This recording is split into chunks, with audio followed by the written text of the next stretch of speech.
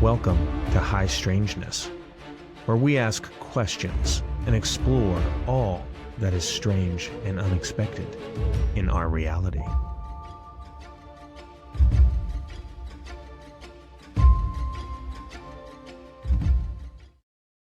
Okay. Dave, how is it going, Dave? Good to meet you. Good to talk with you. Doing good. Nice to meet you, Tony. Thanks for the Awesome. opportunity. Yeah. And Dave, is the last name Yaney? Yaney? Yaney. Yaney. I was close. I'm never quite there, but I get close.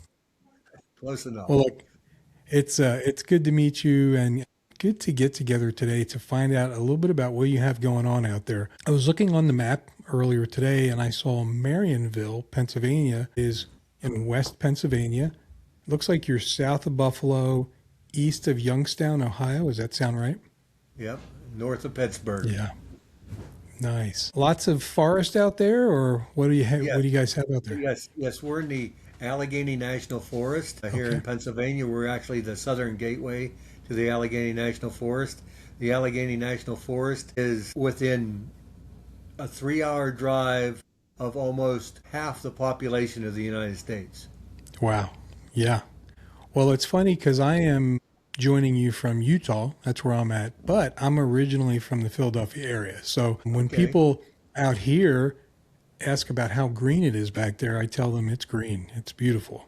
It really is. It is. So let's see. You guys do something pretty cool out there. You have an event, a festival, and I want to learn all about it today. And let's see here. It is called what? It's called the Forest Forest County County Bigfoot Bigfoot Fest? Festival. Yes. Wonderful. Wonderful. And I keep telling my wife I want to, when I retire, go around the country and go to all of these because they sound like they're amazing. So let's talk about what you're doing out there. I want to know what was the original spark behind creating Forest County Bigfoot Festival? Absolutely. It came out of my wife and I's brain. It came out of a bottle Nice. of Clarion River red wine. We were sitting on our front porch. We live in the small town of Marionville. We have about maybe 500 people live here, and it's a tourist area. And it was during COVID. We have a maple syrup farm here, and we produce maple syrup, and we sell our products wholesale and retail. Make a lot of value-added products. Our business was dying during COVID, and one evening we're sitting on the front porch in our rocking chairs, drinking wine, and talking about what could we do to bring more business to our community, and by bringing more business to our community, helping our own business. Yeah. And my wife looked at me and said, I think we should have a Bigfoot festival. And I said, you know what?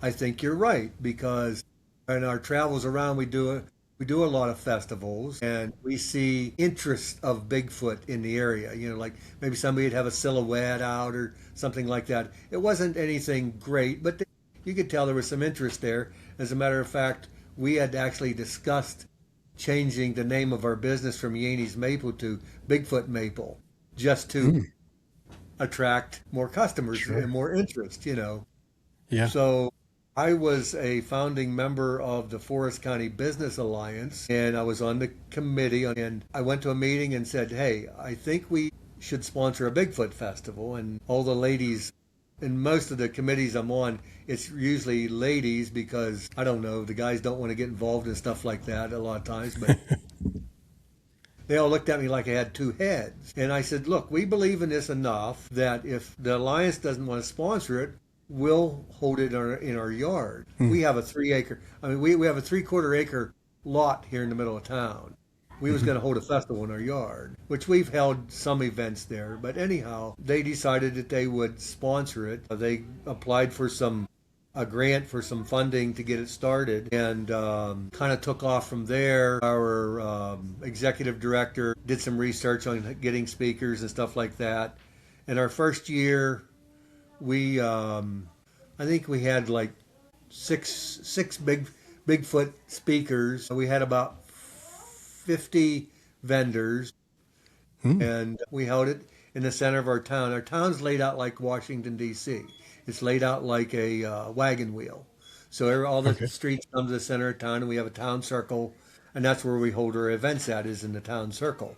So we held the event there. We had a band, food vendors, things like that. And we were shocked at the number of people that showed up.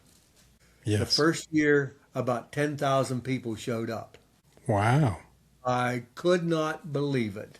And we did some radio advertising, some local advertising, and I took it upon myself to do a lot of posting on Facebook. And that's how we got the word out. Facebook is a good medium to get the word out, period. And I just started joining a bunch of different groups and stuff and just started sharing it. And of course, they locked my Facebook account numerous times because it's a spammer, And it was just blew our minds, literally Yeah. blew our minds. And then the second year, Business Alliance wasn't interested in sponsoring a second year. So my wife and myself and another lady that was on the board of the Business Alliance, who were friends with us, we formed a C3 corporation and took over the Bigfoot Festival. And up until last year, we planned the festival ourselves. We put it together ourselves. We did everything. We have built it up to where we have 160 vendors. Wow. Every vendor must sell something Bigfoot. That's including myself. We have claimed prime space at the festival for our own business, and we make the maple syrup, and then we also make maple kettle corn. So we have those two businesses that we put together. And on our maple syrup labels, before we ever got into the festival, we put a silhouette of Bigfoot and Bigfoot tracks on our label. So that was our Bigfoot item, Nice. So everybody that comes here sells at least one Bigfoot item because we want it to be a festival where if you come, you know what it is by what you see there. A lot of festivals you go to, they are, say, like the Strawberry Festival, then you got to hunt all day to find strawberries, and we didn't want it to be like that. So we designed it this way. And Nice. we've actually turned people away because they don't fit our format or our vision of what the festival should be. So it's worked really well for us. Really, really well. That sounds like an amazing growth. And people like this kind of a thing. I mean, I know it's not. they'll It's put it right. on their calendar, come every year. Yes, they do. They do. They do. We do not send out applications for vendors. We don't hold spots for vendors. We don't keep lists of vendors. And the only way that you can become a vendor of the Forest County Bigfoot Festival is to log on to our website. We have a specific date and time where our application goes live on our website. And we'll announce it on Facebook that at this time and date, the application will be live on our website. It's the only way you can get an application. Wow. The last 3 years in a row, we have sold out in 24 hours. There you go. And people say, vendors will get mad at us that don't get in. Say, well, I thought you'd offer preference to previous vendors. I said, why should I do that whenever I have 6 people standing to wait and take your place? Yeah, exactly. We don't have to beg people to come. We don't have to hold spots. There are people waiting in line to get in. And whenever it reaches a certain threshold, we take the application off the website. And people are going, where'd the application go? Where'd the application go? I'm sorry, you missed it. There was one food vendor that had been at the festival every year. And this year, for some reason, he was asleep at the switch and missed the application. And I'm sorry. Snooze, you lose. That's the way it works, Yeah. So, you make rules and you have to kind of stick by them. And sometimes rules hurt people's feelings and people get miffed about it. But, you have to stand by it and treat everybody the same. But it's worked for us. People just can't wait to get here. Yeah. Well, let's get into a little bit of what's going on there because it sounds like you've built something really special And people are now locked on. They're putting it on their calendar. And yeah, why not, right? So let me ask you this. You know, the Allegheny National Forest is right there. Did it just feel like a natural fit with what, you know, came up in your mind about, hey, let's do something like that? Was it just a natural fit, or is there actually sightings and things like that going on there that It is was a already putting it natural on fit. people's mind? It was a Natural fit. natural fit. We Yeah, have a lot of tourists that come here and want to spend time in the woods. They go fishing, they go hunting, they have camps, so on and so forth. It's just a natural fit. However, after starting the festival, I've met people who have had Bigfoot experiences in this area hmm, that I was completely unaware of. right. That's So it's, interesting. it's, yeah. Yeah. Well, when you, for your event, do you find that you have more like hardcore Bigfoot researchers, people that are interested, or just families coming for fun, curious skeptics, or just like a blend of everything? Do you notice All what of you're the getting? above. All of All the of the above. above. And whenever we started putting the first festival together, I said, I want this festival to be for believers, non believers, and people who just want to have fun, Perfect. Yeah, is who I want this festival to be for. And we have things incorporated into the festival that make it fun for everybody. perfect. We're going to get into that. Yes. So, Yes. one of the things I want to know about it is when somebody comes to the festival, what tends to surprise them? I mean, when you're telling me about a small community and the number of people you have coming out, that's surprising to me. But when people get there, what do they go, whoa, I didn't expect that? Is there something that stands out to people? Well, I think it's the quality of our speakers that we get at the festival and also the entire mood of the festival. I've had it described to me as the happiest festival I've ever been to. I've had it described to me as a county fair type. It's open. You can go there and spend $1,000, or you can go there and not spend a dime and still have fun. Yeah, that's neat. That's pretty good. Let's talk about your speakers.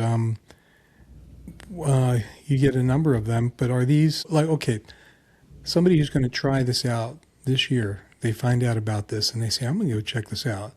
What can they expect from the types of speakers that are coming in? More educational, entertaining, or a mix? And do you have There, anybody special you want to share? there's a mix of speakers. I'm looking here. I'm trying to get my schedule up. We local speakers. We also have speakers from various states. We get a lot of speakers out of Tennessee, Kentucky area, Virginia, West Virginia. We have people who are nationally known. We 3 years ago we had Bob Barrickman from Bigfoot and Beyond. Hmm, Bob and Bob, you know who I mean. We had him. We've had the Turtle Man here several times. You familiar with the Turtle Man? I mean, he's a real celebrity. He's kind of a fringe Bigfoot person, but people just love to see him because he's a wild man. I mean, he's an entertainer. yeah. We have serious researchers here. We have celebrities this year for second year in a row. We have Willie McQuaylen and Jeff Headley from the Mountain Monsters. Hmm, They're nice. going to be here, and they're very, very down to earth people who people just love to come and see. They have things that they like to share. We have this year we have Brooke Moorhead out of Florida who is coming. She's a serious researcher. Scott and Sheila Granger out of Georgia. Ken Gearhard, and then Ann Celine and Ron Murphy. Don't know if recognize any of these Hmm, names. They come out of there's an organization which you can look up on the internet. It's called Creepy People. It's okay. Creepy People Management. Some of these people are in that stable. Hmm, You can go there and you can get a whole list of people who speak on this. And some of these people are very serious researchers, but the ones that I find are the most credible are the local ones. Really? Yeah. The local researchers, and the ones who aren't really famous. They're the most, to me, are the most credible. Yeah. Now, I hope none of them listen to this and think that I'm dissing them, because I'm not. Well, I mean, there's something about when a person goes to that location and somebody can talk about that area. There's Yes. something different about that. Yeah. Yes, absolutely, absolutely. But we have, I believe, 10 speakers this year. It's going to run 2 days. The speakers will start at 10 a.m. on Saturday and run till 5:30 in the afternoon. And then at 5:30 in the afternoon, what we have is what we call a speakers roundtable, where we get all the speakers to come up on stage, and the audience can ask questions and about certain things that they want to know about. And Yeah, that's great. and they People they get have to an dive hour. right into it. Yeah, and discuss that. And then on Sunday, we have the speakers will begin at noon, and we'll have actually 3 speakers on Sunday: Dan Kegley, Daryl Denton, and Stan Gordon. And Sunday's kind of an abbreviated day. The event ends at 4:30 in the afternoon. We have people from all over the United States come here, Yeah. and we've had them from at least 3 different foreign countries. Wow. Yeah, Yeah. that's cool. That's really Yeah. cool. Well, let's talk about that for a minute. Because some festivals are one day, some are just one day into the next. Yours is a weekend. It's a weekend. It starts at 4 o'clock on Friday afternoon, and runs Nice. till 4:30 Sunday afternoon. And how long is it? When does it start? When's it end? Well, when's it end on Friday, and then what's start and finish on Saturday? Friday it ends at 9 p.m. We have a hosted night hike that starts at 9 p.m. at a remote location in the forest. Is that the Bigfoot hunt? Is that what No. that is? No, Okay. no. I'll let Something you different. finish. I want to ask about that one in a That's minute. something different. Friday night it's a family friendly night hike, Gotcha. where one of our celebrity Bigfoot people will take a group of individuals into the forest and call for Bigfoot and do some tree knocking and things like that. Last year was our first year that we did it, and people just loved it. I mean, just Yeah. absolutely loved it. And it was pouring down rain last year, and they still went out in the woods.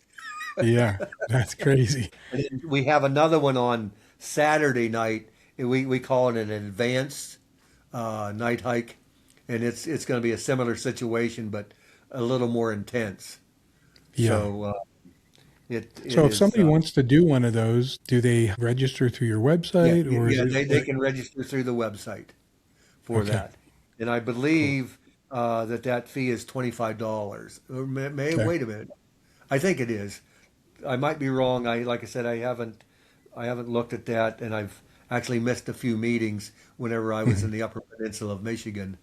So it's But it But sounds it like is- people can go on the site and see, right? yes, they go on the site and they can see that. Yes, yes. Perfect. That's something that we tried last year, and it was very successful. It was free last year. You know how it is. The first one's free. Yeah, no, that's fine. Well, and then now, I mean, I jumped the gun. What is the Bigfoot hunt? What is that? Excuse me. Well, the Bigfoot hunt is kind of like a scavenger hunt. We have 10 Bigfoot silhouettes that has the festival logo on it, numbered, and you can buy a Bigfoot hunting license for $10, and for that $10 you get a list of clues to where all 10 of those Bigfoots are at. And it's a timed event, and the wow. quickest time to find all 10 Bigfoot silhouettes is the winner of the hunt. So Nice. you can start Friday night and hunt, or you can start Saturday night and hunt and still have an opportunity to come in first. And I am the guy that puts that hunt together. I've been Nice. in the woods around here all my life. Hi, thanks for watching. Please like and subscribe if you haven't already. Now, let's get back to the show. hunting and trapping and fishing and whatnot. And so I know the woods pretty well. So I will take the silhouettes out. I have to GPS them and send those coordinates to the Forest Service because we have to get a special permit to do that on the Forest Service. Really? Yeah. And once I GPS them, I send them the coordinates, they okay it, and we're not allowed to put the silhouettes out until the day before the hunt. So I will then go and put the silhouettes out, and then the hunt begins, and then I have to go pick them up. But what happens is whenever I'm GPSing all those points, I'm making up clues as I go to where these Bigfoot silhouettes are at. And it just... That's cool. It's something that just comes to my mind as I'm doing it. I'm driving down the road and I see this, oh, that looks like a good spot. And then I think about, well, how am I going to do it? The first year we have a trout hatchery up the road here, a fish hatchery. And it's on the Doring Road. And the clue was during my trip down the road to the fish hatchery, I made a left-hand turn and did something and walked 100 yards in the woods or something like that, And it just, I couldn't believe people actually found it. They found it. And that's what I was trying to use things where people could see a clue. There's a visual clue there. And if you're paying attention, and people would say, local people, I'm sure they're the ones that win it. Guess what? We've only ever had one local person win the Bigfoot hunt. Wow. One. That's cool. So you have to have some skill, and it's challenging, is what you're saying. Yes, I know. Yeah. I had one where a clue where it was on this kind of obscure road, and I saw a location where I wanted to put it, but there was really no clue there, and I put it in the woods anyhow. And coming out, I found a glass pop bottle, laying along the edge of the road, and I stuck a stick in the ditch and put that pop bottle on it. And I wrote that into the clue. People found it. Wow.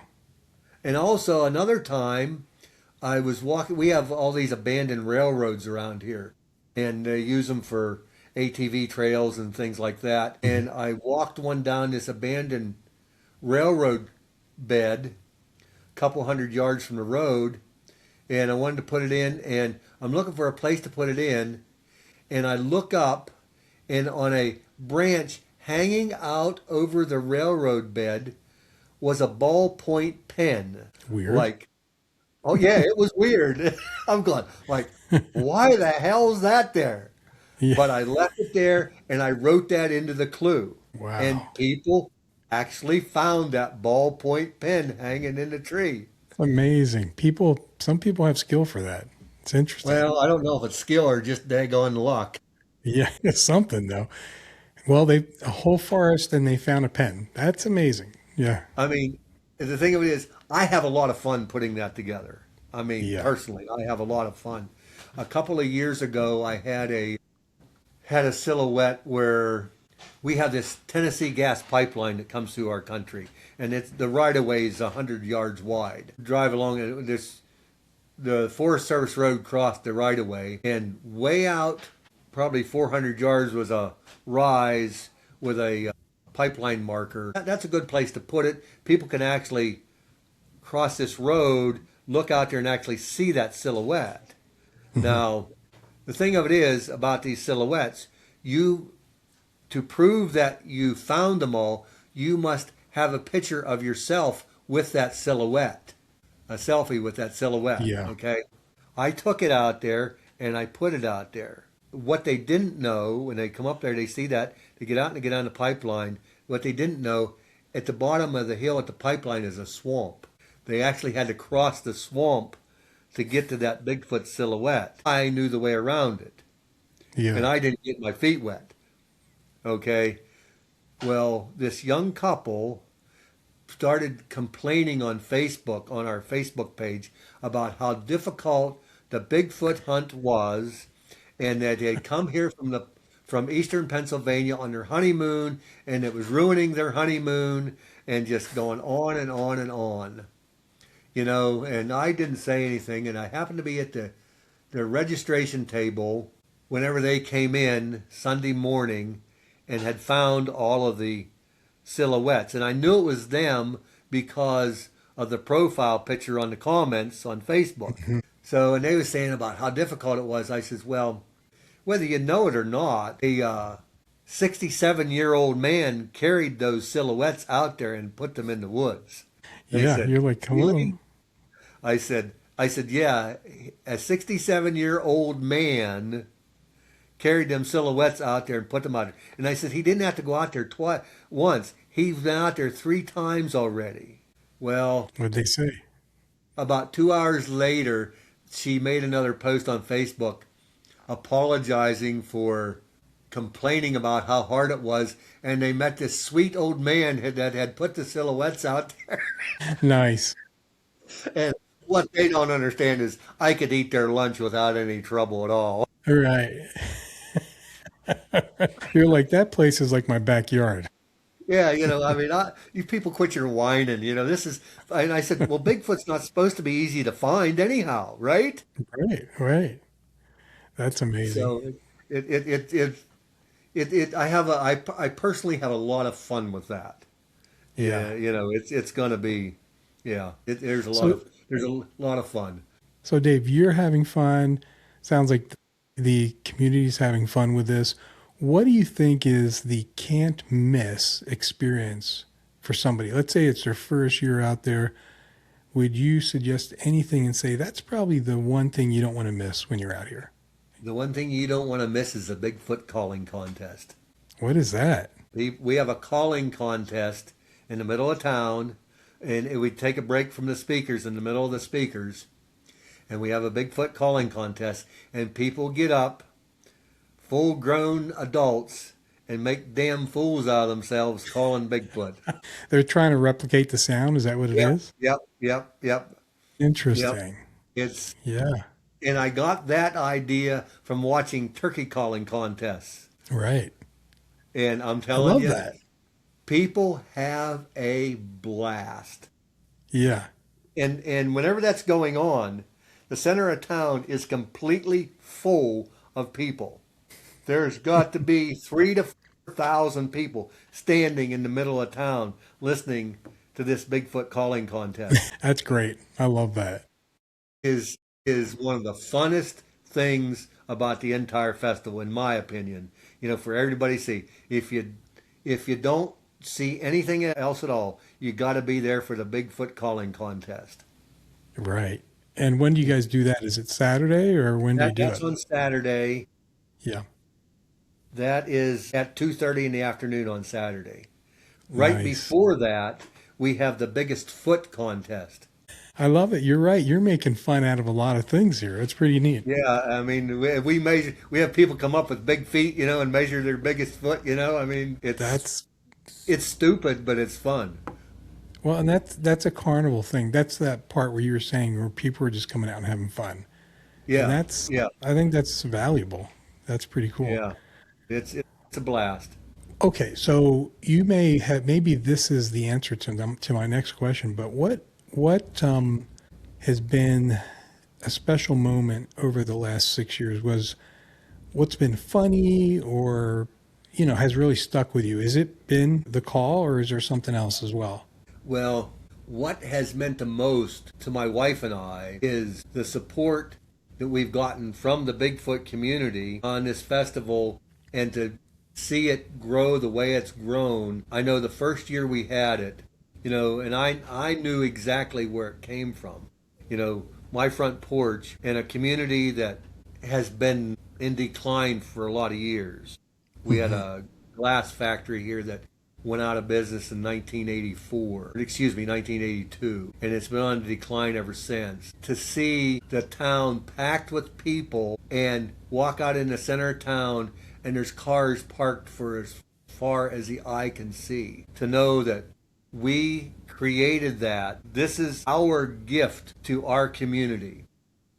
That's special. All the money that's made from this festival goes back to the community. We personally do not benefit from the festival itself except for the products we sell from our own business. We donated $10,000 to help start a community ambulance. One of our helpers, the guy that did our trash for us for 5 years, got sick with cancer and passed away. We donated $3,000 to his family. We donated money to the school teachers wanted to put together a reverse food drive for Thanksgiving this year, where they wanted to supply as many families in the school with the fixings for a Thanksgiving dinner. We helped them achieve that. We gave them money for that. Our local pool had some financial issues. We gave them money to help support that. Anything that will help anybody. Yeah. That's what the festival is all about. And that's the single most important thing in this. All of this is all fun, but it's very gratifying coming from where I came from, which was absolutely nothing, to be in the position to help the community that you live in and help other people. And that's really what this Bigfoot Festival is about, is helping other people. That's amazing. I love that. You know, I think that's the thing, right? Like, somebody coming to that event can have fun, enjoy it, experience all these different things, and you're helping a community too. Like, yes. What you're describing about what's happened to that community, there are towns like that all over the place, and it's a sad story, and to be able to revive it for a moment and to bring everybody there, that's got to be really cool. The one fella downtown had a bar and restaurant hotel business. He had owned it for 44 years. 2 years ago, he came to me and said, "Dave, I want you to know Bigfoot Festival weekend was my largest day in business ever, period." Wow, that's nice. And that's what it's about. We wanted to help bring more business to the community. Mm-hmm. And if we can do it just for one weekend, and there's a lot of places for sale around here. There's opportunity here everywhere. Yeah. It's finding the right person to take advantage of that opportunity. And we don't know who comes to this festival. There could be somebody come here and say, "Man, look at all this opportunity here." Right. And want to invest in the community. So that's why we really started the festival. It isn't because I'm a Bigfoot believer or anything like that. It was something that we felt would attract people to the community and help our community grow or survive. Now, the Bigfoot community likes to come here because of what we've done for the Bigfoot community. Mm-hmm. We've really helped put it on the map. Yes, there are other places that do it too, but we've really done it without asking for kudos or extra attention or anything like that. We're doing it to help everybody. And there's some people that come that I don't charge a penny to set up. There's a guy that built a 10-foot tall Bigfoot mannequin, and he lives about 45 miles from here, and he showed it to me. He said, "Would that be something you'd be interested in?" I said, "Yeah, come on down. You'd be an attraction." I don't charge him a dime to come down there and put that thing up, and people get their pictures taken. And I told him, I think it was like the third year, after watching him, I said, "Why don't you put a can out there, take donations?" I said, you had to come here. You got expenses." Yeah. Well, so he put a can out there, $1 a picture, so people would get their picture taken with this big thing, and it's really crazy. And I asked him, I said, "Why did you make this?" Yeah. And he said, "Well, I wanted to see Bigfoot's face." And he told me a story about whenever he was a youth and he was fishing with his granddad in Washington State and seeing what he thought was a fisherman on the other side of the lake one day. And his granddad asked him about where he wanted to fish the next day. And he said, "Well, I want to go over there where I saw that fisherman at yesterday." They went to the other side of the lake. The vegetation on the other side of the lake made it inaccessible. So he said, I thought about it and thought about it for years. And he says, I've come to the conclusion that that was Bigfoot that I saw, and I wanted to see his face. So this is why I built this replica or this mannequin of Bigfoot. You know, Very and then neat. he also told me some stories about Bigfoot experiences here in Forest County, where they were setting beaver traps one day, and he said Bigfoot started throwing rocks at them down where they were setting beaver traps in the creek. You know, I mean, it's just, Yeah.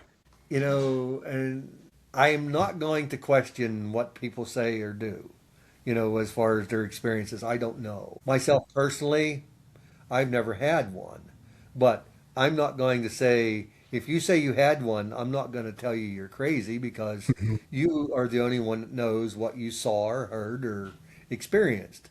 So, you know, I kind of am reluctant to say this because I don't know if some people would consider it blasphemy or not, but, you know, I say it's kind of like believing in God. You know, we believe in somebody that we've been taught about, but we've never seen. Right. We've experienced, but never heard. You know, so it's kind of similar. You know, Yeah. and I'm reluctant to say that. You know, because people might say, you know, my God, you're evil, whatever. You know, but it is a comparable thing. You know, something that you have never seen, but you've seen evidence of, Well, but you Dave, can't and prove it. it's a very personal thing. So religion or an experience, Yes. it's personal and it's powerful. So you're right. Like either of those, you can't turn around and show somebody a picture of God. And at this point, you can't do that for Bigfoot either. But if you've experienced those things, it's powerful to you. So I agree. Yes, yes. But on a lighter note, Jeff Headley of the Mountain Monsters, I don't know if you're familiar with him or not, but he explained to me and my wife during the night hunt last year why there are no clear pictures of Bigfoot. It's because when you see Bigfoot, you don't have your camera ready to take a picture and you're Hmm. flustered and excited trying to do this, so you can't do it. And he did a demonstration on at this one hunt that they did, this night hike they did, where they had a guy who was dressed up as Bigfoot to appear, and Jeff was the only one that knew he was going to be there, and Hmm. Jeff was the only one that had a clear picture of this gentleman in the Bigfoot suit. That's a great point. So that's why there are only fuzzy pictures of Bigfoot. Yeah. Hey, I believe that. I You know, do. so that's it's kind of humorous, but Yeah. Well, Dave, I love all of this. This is amazing. And because it's a weekend thing, and I'm going to ask you some questions because people may not know this. Now, back east, you do have space where there's not a lot of people, but then it's not as wide, right? Like you can right. go 25 minutes and you're going to run into another town. Not like here in Utah where you can go 2 hours and not run into anybody. What if somebody comes out there? I know that during the festival there's food and things like that. If they're going to make a weekend out of it, a couple says, "Hey, I'm going to hang out there for the weekend." What can they do about lodging? What can they do about restaurants? Is there any of that nearby? We have lodging and restaurants. Marionville is a geographical oddity. We are 25 miles from everywhere. Okay. And when I mean everywhere, a town of any size. We're 25 miles to Walmart. We're 25 miles to the hospital. We're 25 miles to the doctor. But there's people who live out in the countryside, and like from Marionville south, there's a town of Clarion. It's a college town. It's right along Interstate 80. It's probably got 10,000 people there, and there might be 6 or 8 big motels there. Brookville is 25 miles the other way, only 30 minutes or 20 minutes down the interstate from Clarion, but it's still only 25 miles from Marionville. You know, there's some Right. hotels there. In our area here, we have a fair-sized hotel right here in town. It was built about around 20 years ago. They built a maximum security prison here in about a mile north of town. And so some company decided they wanted to build a big hotel. So they did. So we got one. We probably have about 100 beds there. We have campgrounds everywhere. Tionesta, the county seat, 25 miles from us. There's a couple of motels there. Warren, Pennsylvania, it's about 35 miles. There's a bunch of hotels up there. Kane, which is 5 miles north of us, there's several motels there. And then we're in an Allegheny National Forest, and then we have Cook Forest State Park, which is about 8 miles from Marionville on the border of Clarion and Forest County. And there's cabins there, and there's a couple of larger campgrounds in that area. We have a couple campgrounds right near town here, and we have 3 motels here. So there's accommodations, and then you can also camp in the Allegheny National Forest in an uncongested area for 16 consecutive days free of charge also. Wow. So there's that also. So there are plenty of accommodations available, and then there's probably at least 100 Airbnbs around too that Right. you can rent. And I will say that within 2 months of announcing our next year's date, those accommodations will begin to get booked up. Our big motel downtown here, it's usually completely booked 6 months in advance. Wow. Yeah, That's neat. all the rooms are sold out. I mean, Yeah. I did some calculations with the local tourist promotion agencies and just estimating what rooms got sold and the size of the crowd and everything. And I estimate that we bring approximately $1 million worth of business to the area that weekend. That's wonderful. It's an enormous amount That's of wonderful. money that comes here. It's just, I'm flabbergasted at Yeah. the success. And I'm in the process of turning the controls to this festival over to a committee because it's way too much for my wife and I and the other lady to do. And I Yeah. know you probably spoke to a couple other people that they are on our committee, and they're going to be taking the reins, and I'm going to kind of step back and let them take control and allow me to focus more on my own businesses that I have because this Yeah. has really taken a lot of time away from my personal business, Sure. so but it's something Well, that and I then will continue. I was going to say, then you can just attend it and enjoy it as a spectator, Yeah. right? That's pretty Yes. cool. Well, it's like this. I probably won't come for a couple of years You're like, because, I need a break. I'm going to explain why. Uh, to allow them to gain ownership of it, Yeah, that's a good point. That's a because good point. I know that if I'm there, they're going to say, "Hey, Dave. Hey, Dave. Hey, Dave," Hmm. and this Dave, Dave, this that. I want them to instead of Yeah. myself. I know. I saw a clip that the Mountain Monsters did, and they gave a big shout out to Dave and his crew. You know, it's not my crew. Yeah. It's a committee, and everybody has equal say and what have you. So I want them to gain ownership of it. So I would probably That go to makes the Upper sense. Peninsula for a couple of years before I come Yeah. back. Yeah, that makes sense. So it's Well, this is great. I mean, is there anything else that you wanted to say that we didn't cover? It sounds like a whole lot of fun. And I see that well, people have places to stay and all that. It's going to be great. yeah, and we have plenty of food. There's several restaurants in town that you can go to. Also, go sit down. I just encourage people to come and explore the Allegheny National Forest. It's a great area to come to. Whether the Bigfoot Festival's here or not, we have some ATV trails that you can ride ATVs. In the wintertime, if there's snow, we have snowmobile trails. There's the Allegheny River on the western side of the county and the Clarion River on the eastern side of the county.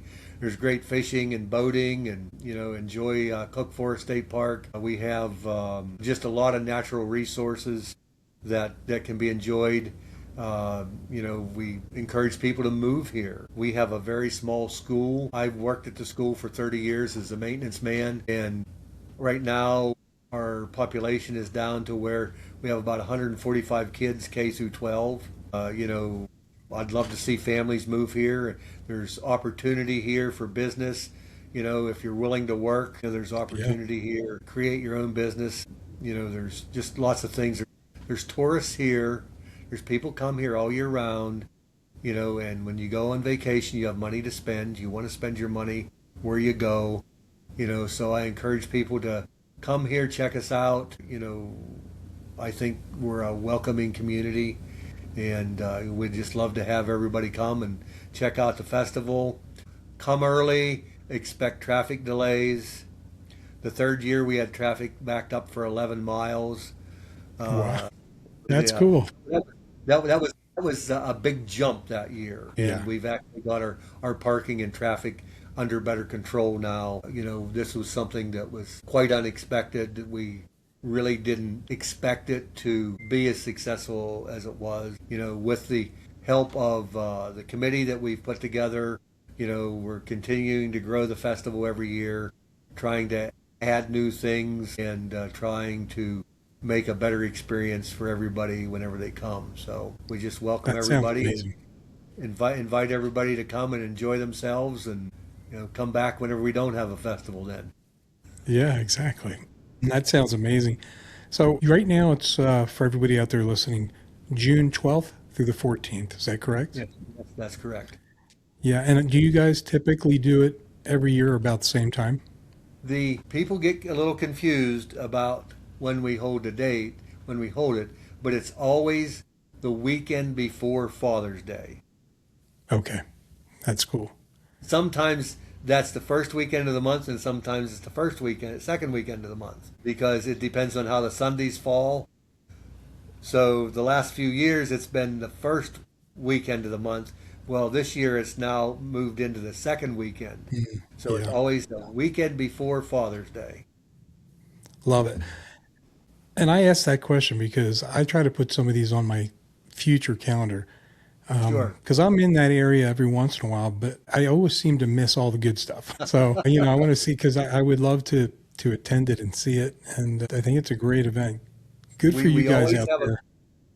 a good lineup of Bigfoot speakers and celebrities. We work with Mike Famlet from the podcast In the Shadow of the Big Red Eye. He travels all around the eastern United States, and he has a good line on who good speakers are and help us getting new people each year to keep it fresh. I am always reluctant to have speakers repeat themselves, particularly in consecutive years, because we want to Yeah. keep it fresh. And I think that's what helps keep people coming back. It isn't like going the same old thing every year. Right. You expect something new.